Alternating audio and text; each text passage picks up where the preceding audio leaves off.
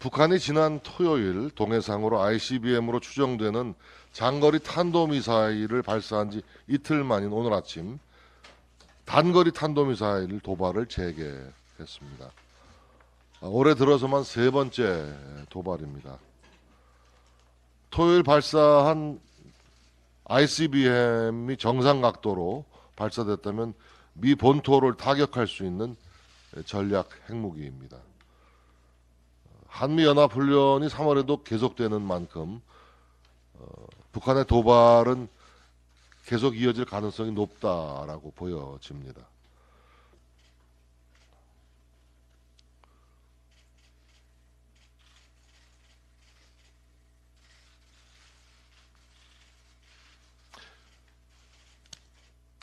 문재인 정권이 김정은이 핵을 포기할 확고한 의지가 있다라는 거짓말로 지난 5년 내내 펼친 평화쇼가 파탄난 것입니다.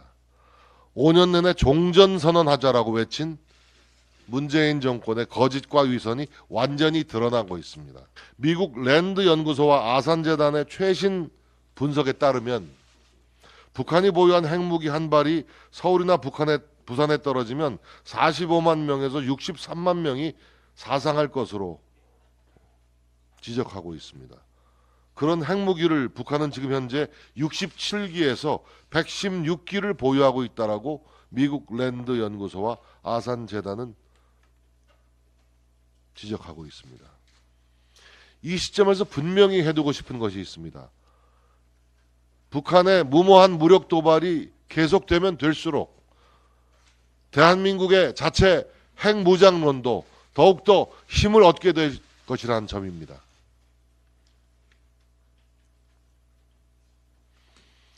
김정은이 ICBM으로 노리는 것, 한미동맹의 파괴, 미국의 한반도 전쟁 참여 봉쇄입니다. 북한 핵에 대한 우리의 선택은 분명합니다. 우선 확고한 핵 억지력을 확보해야 합니다. 북한이 핵을 한반도에서 사용하면 다시는 일어설 수 없도록 킬체인을 강화해야 합니다. 만일 이러한 대응이 부족하다면 우리는 자체 핵무장에 대한 심각한 고민을 해야 할 것이라고 저는 생각합니다. 프랑스 드골 대통령은 핵 보유에 나선 이유를 이렇게 설명했습니다. 미국은 파리를 위해 뉴욕을 희생할 준비가 되어 있지 않다. 그래서 프랑스는 자체 핵무기가 필요하다고 믿었다. 북한의 ICBM 발사와 함께 최근 북한에 굶어 죽는 사람이 속출하고 있다는 국제 구호기구발 소식이 들어왔습니다. 김정은은 아버지 김정일과 함께 똑같은 딜레마에 직면해 있습니다. 핵무기를 손에 쥐고 인민을 굶어 죽이느냐, 핵과 미사일을 내려놓고 왕좌에서 내려오느냐. 김정은은 그 아버지 김정일처럼 200만, 300만 북한 주민을 굶겨 죽이더라도 핵을 절대 내려놓지 않을 것입니다. 김정은이 어떠한 위협에도 윤석열 정부와 국민의힘은 굳건한 한미 동맹을 바탕으로 물샐 틈 없는 대비태세로 국민의 소중한 생명과 안전을 반드시 지켜낼 것입니다. 두 전직 대통령을 감옥에 보낸 대한민국 국법이 제1야당 대표에게는 적용되지 못할 특별한 이유가 있는 것입니까? 민주당은 지금이라도 이재명이라는 무거운 짐을 내려놓으십시오. 이재명 의원이 마땅한 죗값을 치르도록 하십시오. 이재명이 없어도 민주당은 망하지 않습니다. 민주당 대통령 후보 경선 중인 2021년 9월 30일 TV토론회에서 당시 이낙연 후보는 이재명 후보에게 이렇게 물었습니다. 대장동 관련 유동규가 연관이 있으면 정치적 책임을 지겠습니까? 이재명 후보는 문제가 생겼다면 당연히 제가 책임을 져야 하지요 라고 말했습니다. 이재명 대표 지금 책임을 지고 있습니까? 유동규 전 성남시 시설관리공단 기획본부장은 2022년 10월 출소하면서 이재명 명령으로 한 것은 이재명이 벌을 받아야 한다라고 말했습니다. 이재명 대표가 지금 자신이 한 일에 대해서 벌을 받고 있습니까? 이재명은 대장동 사업 개발업자들에게 1조가 넘는 막대한 개발 이익이 돌아가게 한 사업을 설계한 사람이 바로 자기 자신이라고 공언해 왔습니다. 2021년 10월 5일 민주당 대선 후보 선출을 위한 마지막 TV토론회에서 이낙연 후보는 지금의 상황을 예언한 듯 이재명 후보의 대장동 의혹이 민주당에 큰 짐이 되고 있다고 우려했습니다. 이낙연 후보는 경선 막바지에 이르러 사법당국에 이렇게 호소했습니다. 대장동 게이트 관련자는 여야와 지위와 관계없이 엄정히 수사하고 법에 따라 처벌해달라. 민주당은 2021년에 저지른 역사적 과오를 2023년에 또다시 반복하지 말아야 합니다. 당대표의 부정비리를 덮으려고 민주당이 낭떠러지 아래로 몸을 던져야 할 무슨 이유가 있습니까? 민주당은 정신 차리셔야 합니다. 지금 민주당은 집단적 망상에 빠져 있는 것 같습니다. 이재명이 없어도 민주당은 망하지 않습니다. 정치인이 뻔뻔한 것도 정도가 있어야 합니다. 이재명 한 사람 살리겠다고 민주당 말살 규탄을 외쳐야 합니까? 이건 제가 한 말이 아닙니다. 민주당 최고위원 지낸 김혜영 전 의원이 한 말입니다. 법치주의에는 성역이 없습니다. 박근혜 전 대통령은 국정농단으로 4년 9개월 옥살이 했습니다. 개발이익이 주민과 지자체에 돌아가야지 어떻게 천문학적인 돈이 개발업자와 브로커들에게 돌아갑니까? 이쯤 되면 이재명의 시정농단, 도정농단입니다. 박근혜 대통령을 향해서 대통령도 죄가 있으면 감옥에 가야 한다라고 선창한 사람이 이재명 아닙니까? 제1야당 대표도 죄를 지으면 감옥에 가야 하는 것 아닙니까? 이명박 전 대통령도 3자 뇌물 혐의로 4년 9개월 옥살이를 했습니다. 이명박 전 대통령은 감옥 가는데 왜 이재명은 감옥에 못 가겠다고 민주당과 국회를 볼모로 인질극을 벌이고 있습니까? 두 전직 대통령을 감옥에 보낸 대한민국 국법이 제1야당 대표에게는 적용 못할 무슨 이유가 있는 것입니까? 2월 27일 이재명 대표 체포동의안 표결을 위한 본회의가 열립니다. 민주당은 이제라도 이재명 대표를 자유롭게 풀어주고 사법 절차와 재판에 전념하게 해주시기 바랍니다. 북한이 올해 들어 세 번째로 지난 며칠 이틀 전에는 ICBM을 발사를 하고 또 오늘은 단거리 탄도미사일 2발을 발사한 것 같습니다. 거의 일상화되다시피 하는 바람에 경각심이 좀 떨어진 측면이 있습니다만은 국방당국은 설마 남한을 향해서 쏘겠나 이런 안일 방심한 생각을 버리고 철저히 대비해서 국민들의 불안을 씻어주기 바랍니다. 상대의 의도를 보지 말고 상대의 능력만 보라는 것이 병서에 기록되어 있는 걸로 알고 있습니다. 우리를 타격할 능력이 있으면 반드시 타격한다는 전제로 대응책을 짜야지 설마 우리를 타격하겠나라고 방심하면 그것은 안보를 지키는 사람들의 자세가 아닙니다. 모든 경우에 철저히 대비해서 국민들의 불안을 씻어주기 바랍니다. 한노총과 민노총이 정부와 광역단체로부터 지난 5년간 무려 1,300억, 1,500억 지원받은 것으로 밝혀졌습니다. 기초단체의 지원까지 합치면 액수는 훨씬 많을 것으로 보여집니다. 우선 노조에 나라 예산이 이렇게 지원되는 것이 맞는지부터 따져봐야 할 것이고 그 다음에 이 예산들이 제대로 투명하게 쓰였는지도 따져봐야 하는데 회계 장부 제출조차 거부하고 있습니다. 법에 회계 장부를 제출하도록 되어 있기 때문에 거부하는 경우에는 법에 따라서 제재를 해야 하면 물론이고 노조에 지원을 하는 것이 맞는지부터 검토를 하고 제대로 쓰였는지 철저히 따져보기 바랍니다.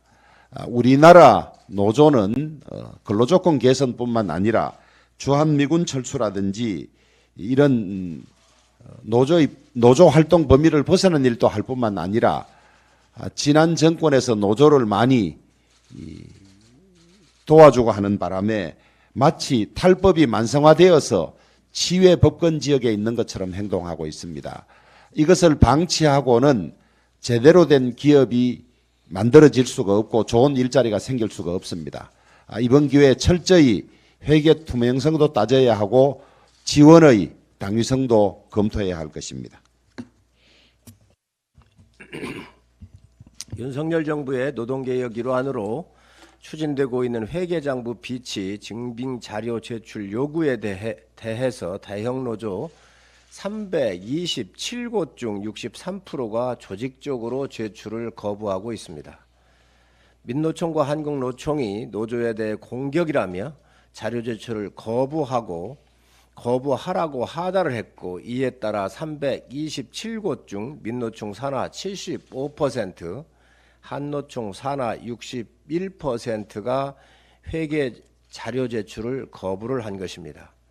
하지만 자료 제출 요구는 노동조합법 규정에 따른 적법한 요구이고 이제는 노조 회계가 투명해져야 한다는 국민적 요구이기도 합니다.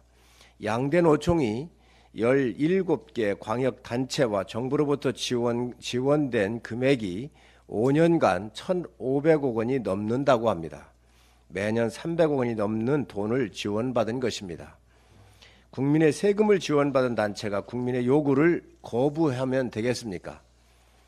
분식과 부정부패가 없다면 왜 공개를 못하는 것입니까? 노조의 회계장부는 성역입니까? 대통령실도 예결산 회계감사를 받고 있습니다. 작년 8월부터 공기업과 공공기관 등 노동이사제가 도입이 되었습니다. 기업 이사회 중 최소 1명은 노조 대표 등이 참여하여 기업의 의사결정을 함께할 수 있도록 하는 제도입니다.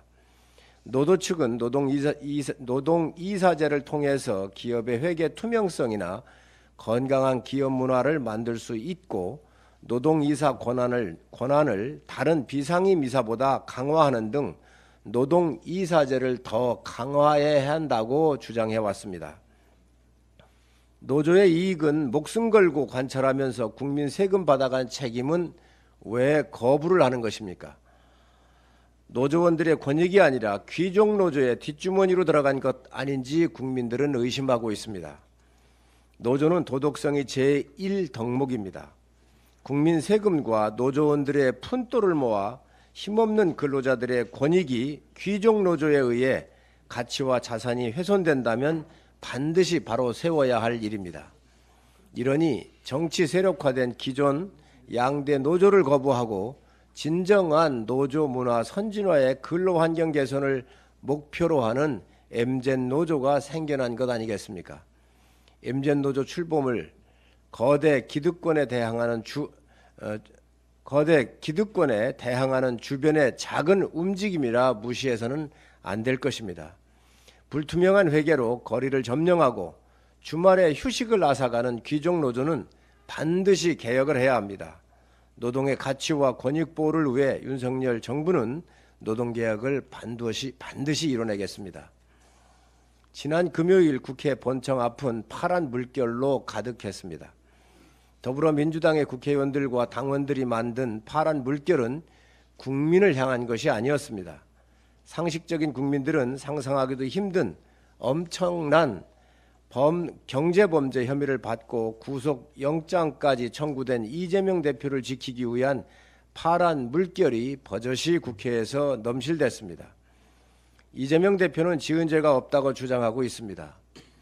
국회의원의 불체포 특권도 내려놓겠다는 약속은 대선 공약이었습니다. 이재명 대표의 말은 신뢰를 잃은 지 오래입니다. 부하 직원과 10여일간 여행을 해도 모르고 측근도 아니라 하고 100억 원이 넘는 돈이 북에 갖다 바쳐도 통화한 적 없다고 하는 사람한테 충성을 다하는 민주당의 의원들은 도대체 어떤 분들입니까? 국회의원의 양심과 상식을 던져버리고 범죄 혐의자를 보호하고 막말을 쏟아내며 국민을 협박하는 국회의원이 정상입니까? 무슨 면목으로 국민을 쳐다볼 수 있습니까? 벼슬 한 번 더 하기 위해 양심까지 망가지는 추한 언행 삼가하시기 바랍니다.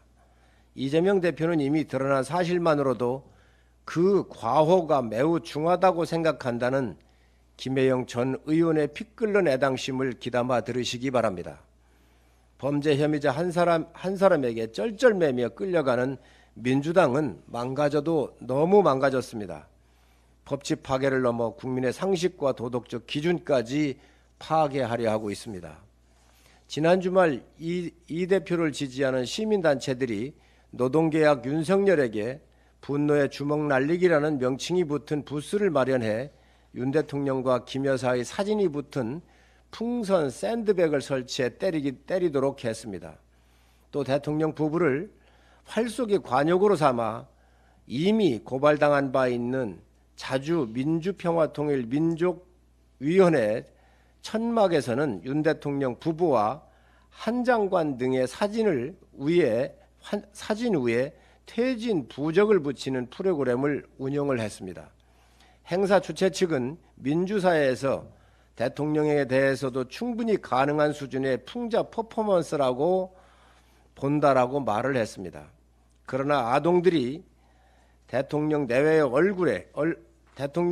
얼굴이 프린트된 샌드백을 뽕망치로 때리고 부적을 붙이는 저주와 증오의 프로그램을 정치 풍자라고 말할 수 있겠습니까? 민주당에 묻습니다. 서울 한복판에서 벌어지고 있는 이런 선 넘은 행위에 대한 당의 공식 입장은 무엇입니까? 집회에 일부 민주당 의원들이 참석해 당신들만 막가파냐? 우리가 당신들을 막아내는 진짜 막가파라고 말을 했습니다. 저주와 증오의 집회를 더욱 부추기는 것이 민주당의 공식적 입장입니까? 민주당은 분명히 입장을 밝혀주시기 바랍니다.